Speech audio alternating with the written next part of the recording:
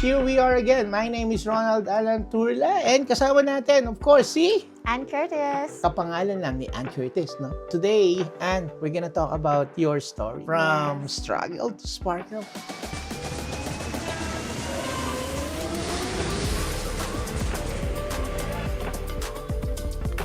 Thank you for coming for visit. Although you came from Toronto, Yeah. so glad that you came here. Of course, we're here in Edmonton. We heard good things about your business. That's why we're here. Nakarating ng Toronto, mga kababayan, ang kasikatan ng isang Ann Curtis ng Edmonton. Wow. Palakpakan naman!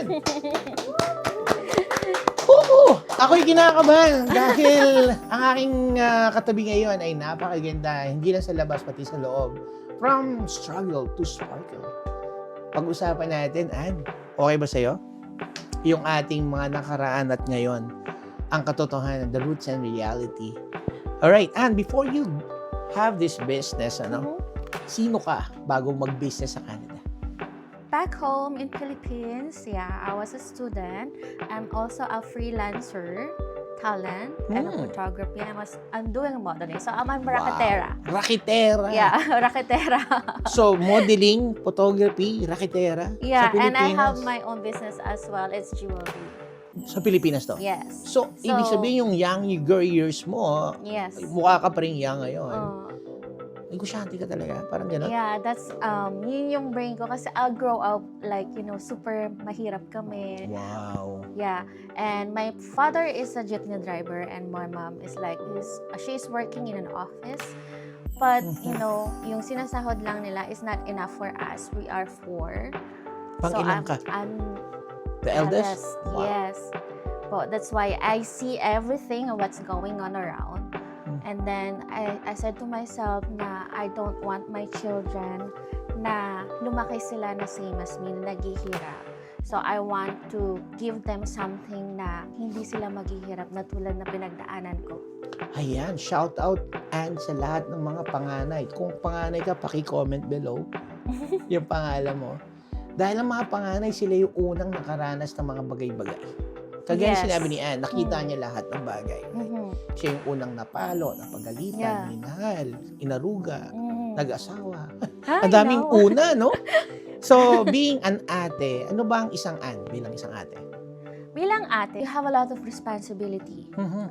Like, you're dreaming, you have this ambition na para lang, hindi lang for you, it's for everybody, for my parents and for my sisters and brother. Oh my God. Yes. Alright. First year college, nag-start na ako working student.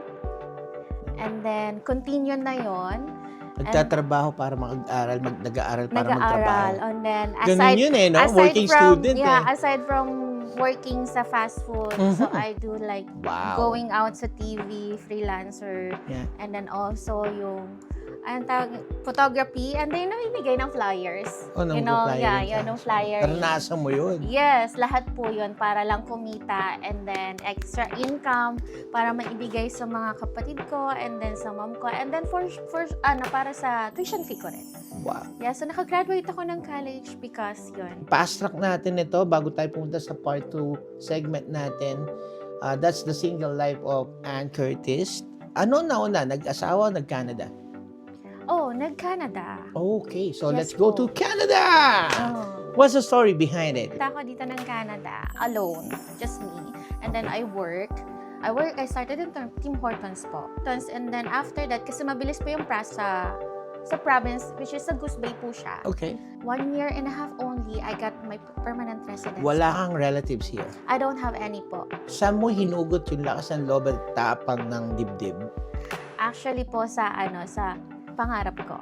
Wow. So my dream is to mag-work po talaga abroad. Habang pinoprocess mo yung mga papers and documents mo, hindi ka ba nakaranas or naka-experience ng negativity? Denied, something like that? Nakaranas din po ako. Before po kasi yon, I experienced lots of heartaches. Heartache. And also po bully. Wow. So, naranasan ko po lahat yon. And then I said to myself, doon po ako nag-start na, okay, I need to stand up for myself. Whoa. And then push through and then to be faced to everyone na kahit yung ganun yung ginagawa niyo sa akin, I can stand on my own and then, na I will be successful in time. At nakarating ka ng Canada. Yes. Malamig. Super lamig. Oh my Lord. Malamig, Anong and then- probinsya ang pinuntahan mo? Goose Bay po. Goose Bay. Newfoundland. Yes Okay. po. Single ka nun. Single po. At nagkaroon ka ng course. Yes po. Doon po ako nagkaroon ng karelasyon. Aha. At nabigyan ka ng ilang anak? My first child, I have one. One? With the The first person one? that I met there. Aha. Okay. And then I become single mom. Okay. And then I met this Another person. Siyempre, mahirap So, naman isa. Talagang nagkakaroon ng tayo na yes. being together for, pag na mali yung isa, pwede naman isa pa ulit. And this one he is white. He's Canadian British po. Okay. So he is the father of my two girls Two now. girls, And okay. he is the Curtis. Okay, So, we don't want to touch more of the personal of Yes, Ann yes Curtis. po. Yun po yung kanyang request sa akin. And that's why as a host, I have to guide you in the way that you will be more comfortable. Yes po.